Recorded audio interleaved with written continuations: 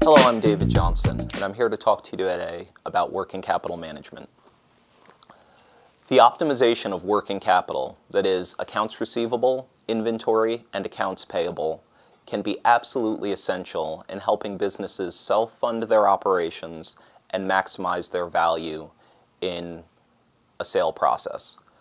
I'm going to talk today about the best levers to pull in terms of maximizing accounts receivable, inventory, and accounts payable, and at a high level, what are the best practices to implement in terms of a comprehensive working capital approach.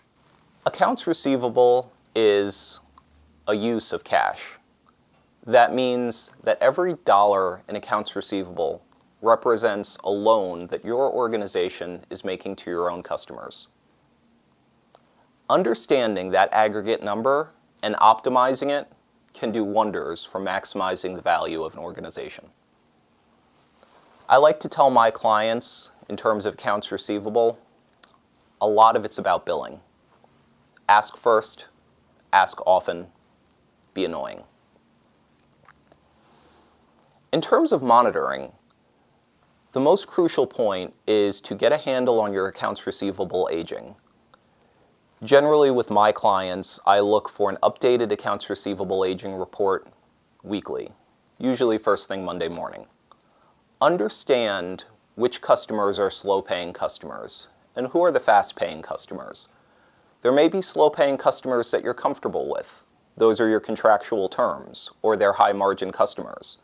But you certainly want to attack and look to aggressively optimize those lower margin, slower paying customers. That is money that you don't want out there.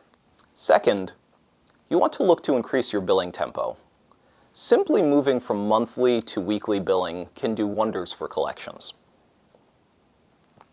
And third, look to develop a process for escalating collections.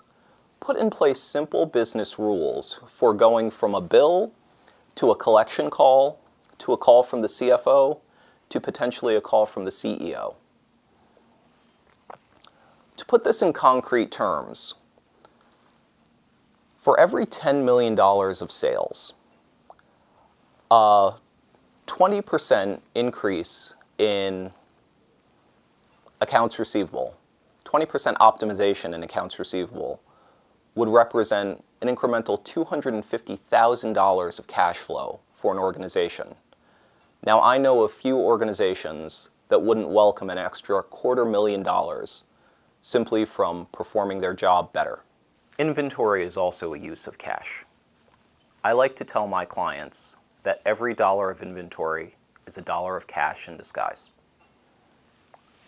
Optimizing inventory often breaks down to 3 key action steps, each of which builds on the next. First, perform a detailed inventory analysis.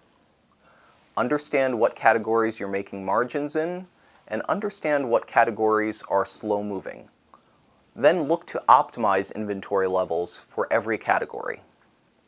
Second, look to liquidate excess and slow-moving inventory, managing to that optimal inventory level. And third, moving forward, rationalize future purchases.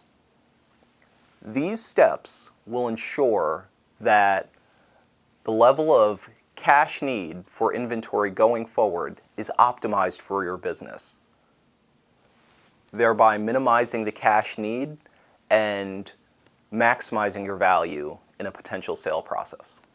Accounts payable is a source of cash, but optimizing this working capital account is a delicate balancing act. I advise my clients that there are 3 key steps that they can implement to optimize accounts payable. First, carefully monitor your accounts payable aging. This should also be on a weekly tempo, generally first thing Monday mornings. Understand which suppliers are extending you credit and how much. Second, look to identify your key suppliers. Who is most important to your business, and how important are you to them? Look to build mutually reinforcing relationships. That usually goes beyond the level of simple analysis. That's going to require phone calls, that's going to require meetings, but building that level of communication, that level of trust, and backing it up with numbers can be crucial to ensuring that your business has the right terms to optimize growth. And third, look to set a target level of days payable outstanding for your organization.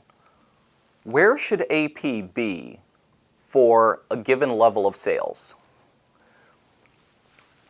Businesses that are able to proactively manage their accounts payable, that are able to get their arms around their supplier ecosystem and properly communicate that to lenders and prospective buyers, are businesses that have options and businesses that get higher valuations.